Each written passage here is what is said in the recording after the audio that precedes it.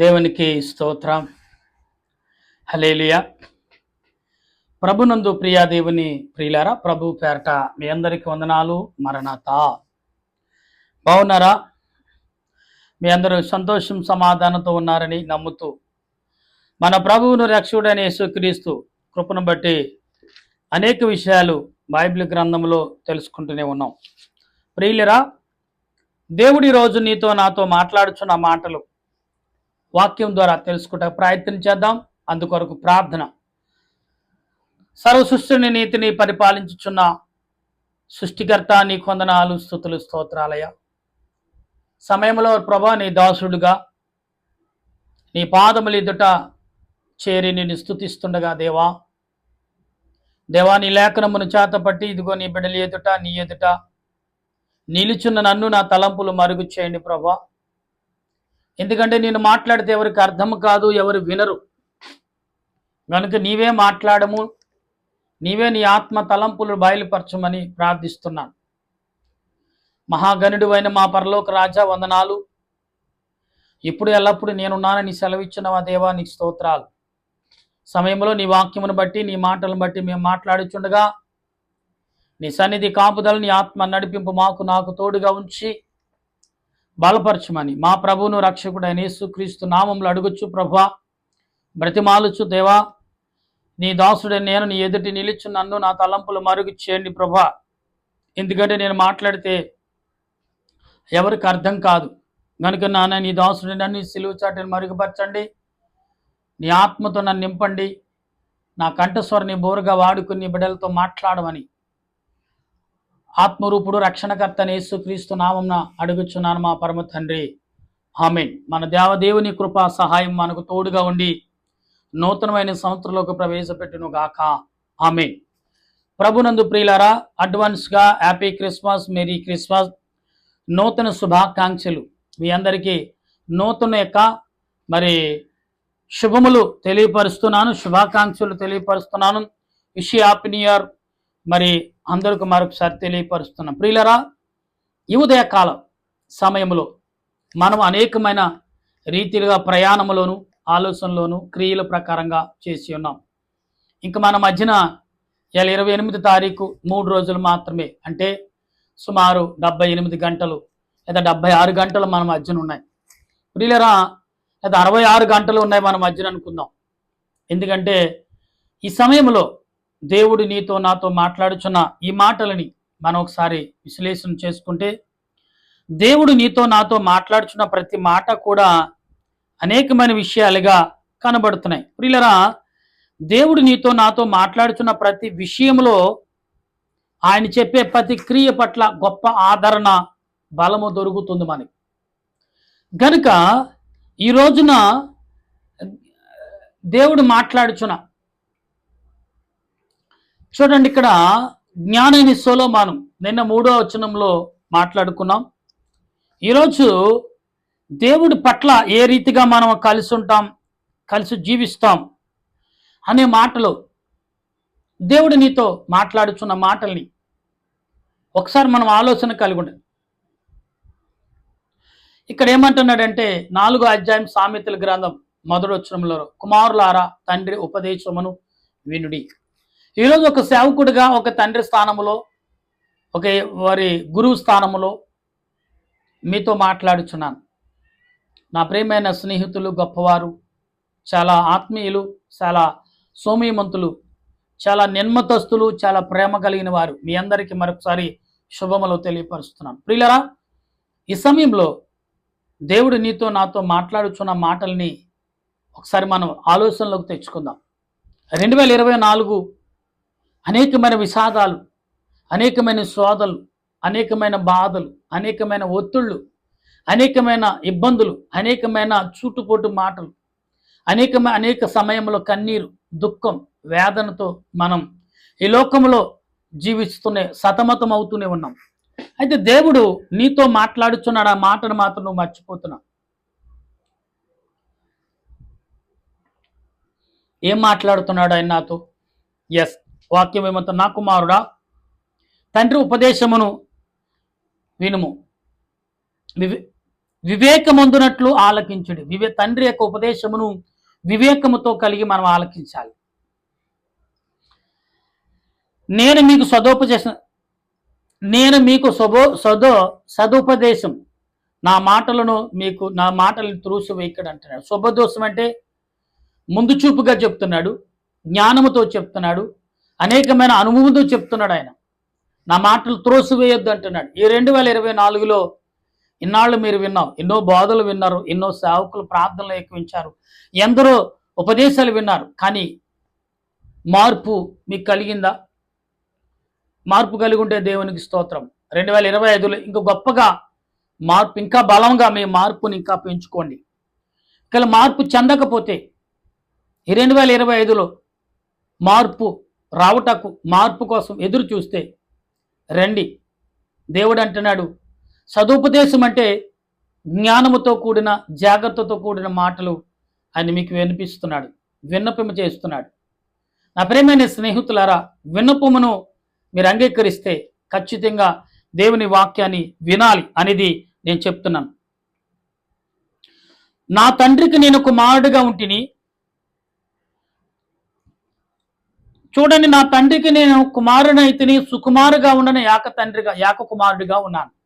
దేవుడు నిన్ను అంతగానో ప్రేమిస్తున్నాడు, ఎంతగానో ఉపదేశిస్తున్నాడు, ఎంతగానో బలపరుస్తున్నాడు ప్రియులారా. అయితే ఈ 3వ వచనంలో మాట్లాడుతున్న ఈ మాటలు చాలా గొప్పగా ఉన్నాయి. ఎందుకంటే దేవుడు నీతోటే మాట్లాడుతున్నాడు. ఆయన నాకు బోధించుతూ నాతో ఇట్లాను. ఎలాగన్నాడు ఆయన? ఏమంటున్నాడు అంటే, నీ హృదయము పట్టుదలతో నా మాటలు పట్టుకునుము అంటే 2 రకాలుగా మనకు కనపడుతుందని ఒకే విధముగా మనం ఆలోచించి పట్టుకోవాలి ఆయన మాటలు. ఎందుకంటే లోక సంబంధమైన ప్రయాణంలో మనం ఉన్నాం. ఈ జీవితంలో భార్య, పిల్లలు, లోకంలో కొంత బాధ్యత కలిగి, కొంత బాధ్యతతో కూడే మాటలు దేవుడు మీకు ఇస్తున్నాడు ప్రియులారా. అయితే దేవుడు ఈ లోకంలో నీకేమిచ్చాడు, ఏమిస్తున్నాడు, ఏమివ్వబోతున్నాడు అంటే, నా ఆజ్ఞలను గైకునేడలా నువ్వు బ్రతుకుదు అంటే ఎందుకనంటే దేవుని ఆజ్ఞలు వినకపోతే చచ్చిపోతావంటే కాదండి, సాతాను గడి చంపేస్తాడు. ఇది వాస్తవం. దేవుని వాక్యానికి ఎప్పుడైతే లోబడి నువ్వు ఒక మంచి మాటలో, మంచి మార్గంలో నడుస్తున్నావంటే ఖచ్చితంగా బ్రతుకుని 2025లో కూడా కొనసాగిస్తాం. లేదంటే సాతానుడు ఏదో ఒక సమయంలో నిన్ను వేధిస్తాడు, శోధిస్తాడు. అలాగా చాలామంది ఈ లోకమైన ఒత్తిడికి తట్టుకోలేక సూసైడ్ చేసుకుంటున్నారు, ప్రాణకు ఉర్రేసుకుంటున్నవారు, ట్రైన్ కింద పడి చనిపోతున్నారు, బస్సు గడ్డకెళ్ళి చనిపోయేవారు, పాయిజన్ తీసుకుని చనిపోయేవారు ఎందరినో 2024లో చూసాం.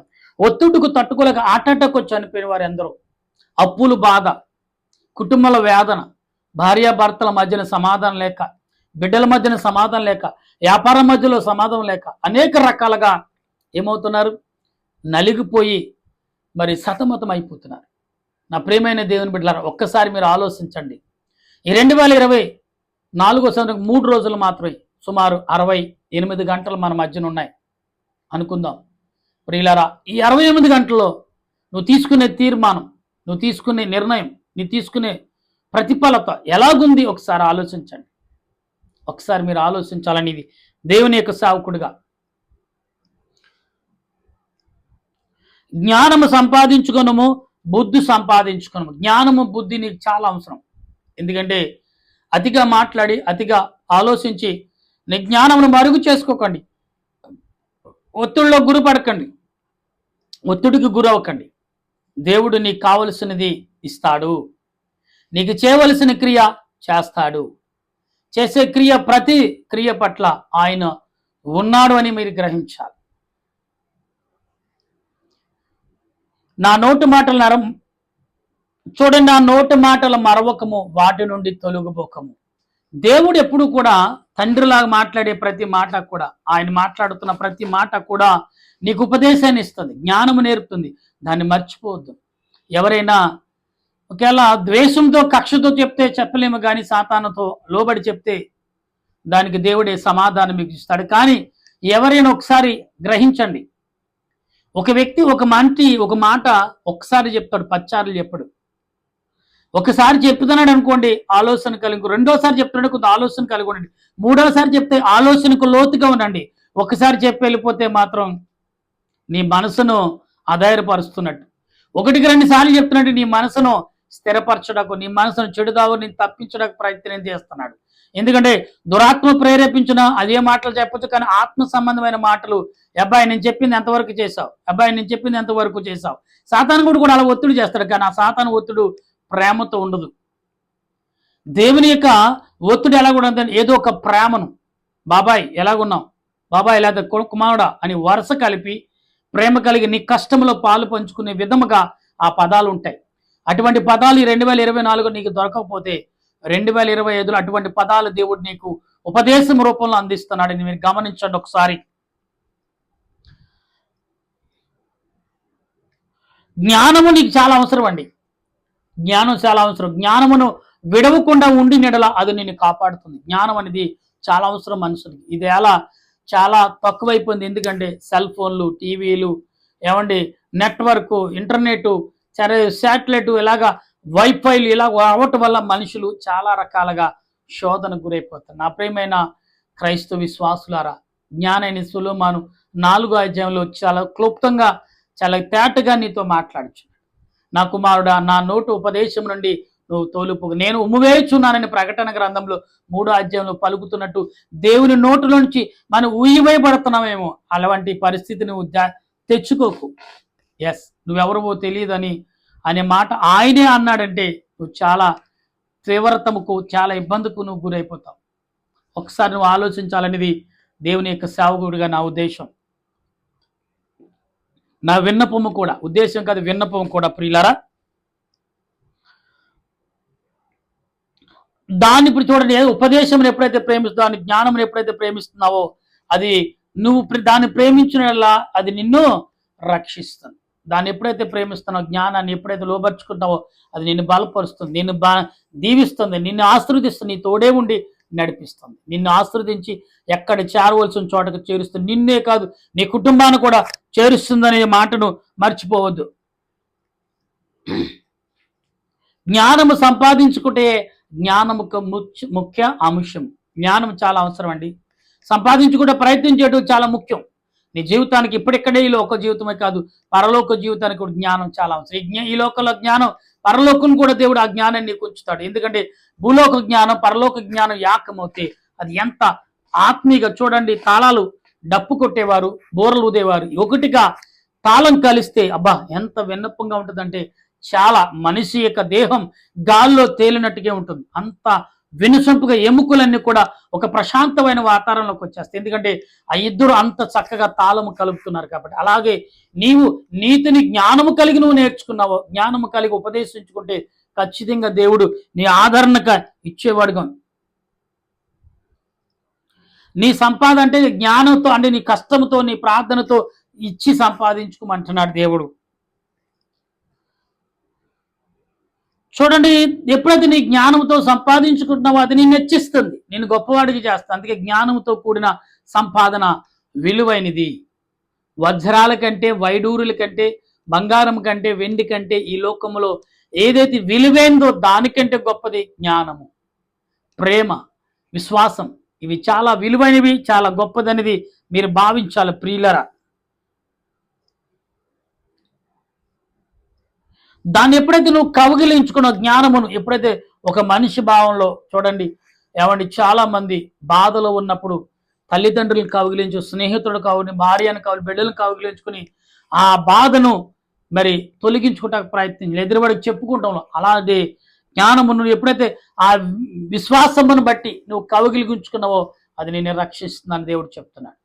నా ప్రియమైన దేవుని బిడ్డలారా, ఇదంతా అనుభవంతో కూడిన మాటలు, నా ఇష్టమైన మాటలు కాదు, నీకు ఇష్టమైన మాటలు కాదు. దేవుడు నీ హృదయాన్ని రక్షించే మాటలు, నీ శరీరాన్ని బలపరిచే మాటలు, నీ ఆలోచన దృఢపరిచే మాటలు, నువ్వు త్రొట్టిల్లకుండా స్వాదనికి గురవకుండా కాపాడే మాటలు. ఎస్,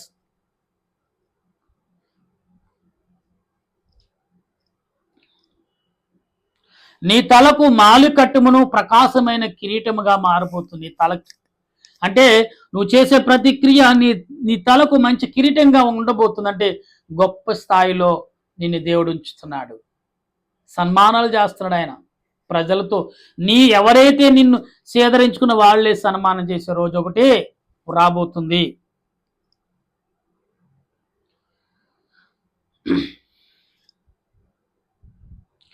నా కుమారుడా నువ్వు ఆలకించి 10వ వచనం, నా కుమారుడా నువ్వు ఆలకించి నా మాటలు ఉపదేశించినడల, ఆలకించిన మాటలు నువ్వు ధ్యానం చేసుకుంటున్నడలా అది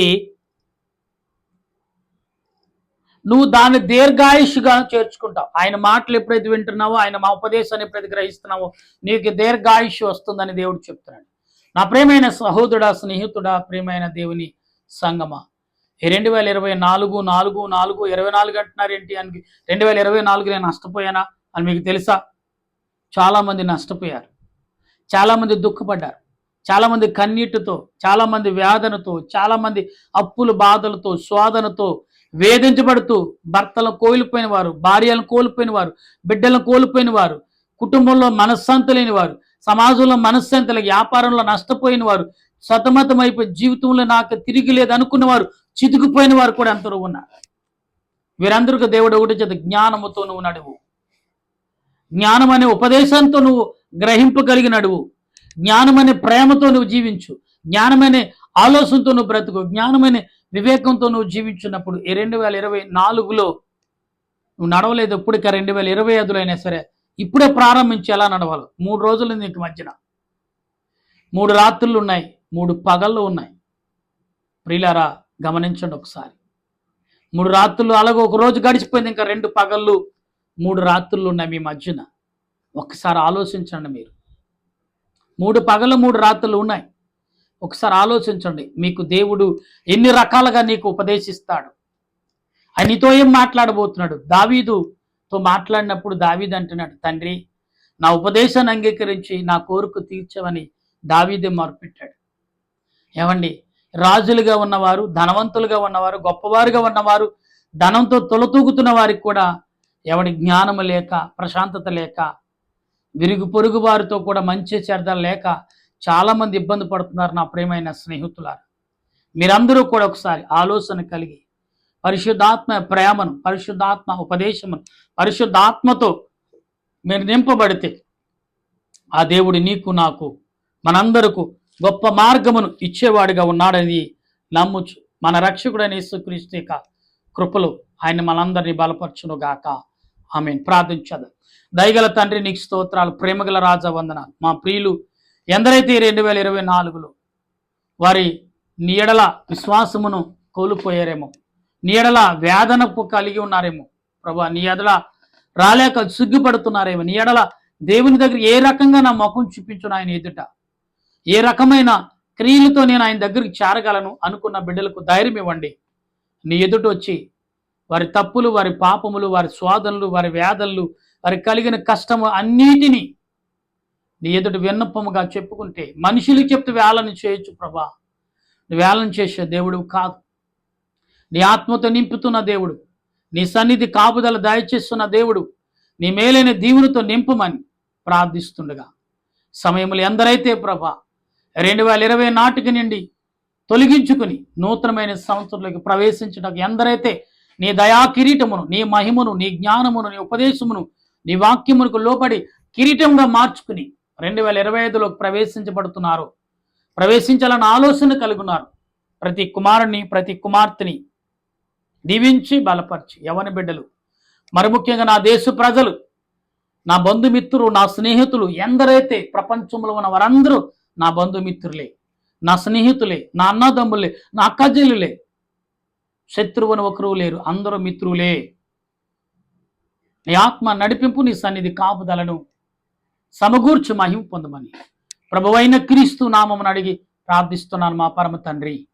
ఆమేన్. మన తండ్రి అయిన దేవుని కృప, త్రియేక దేవుని సహాయం ఇప్పుడు ఎల్లప్పుడూ మరి పాత జీవితము గతించే నూతనమైన జీవితం వెలుగుతో, మహిమతో, దైవ కిరీటముతో సాగగల, ప్రయాణము చేయగల శక్తిని దేవదేవుడు మనందరికి అందించును గాక. ఆమేన్, ఆమేన్, ఆమేన్. మీ అందరికీ మరణాత.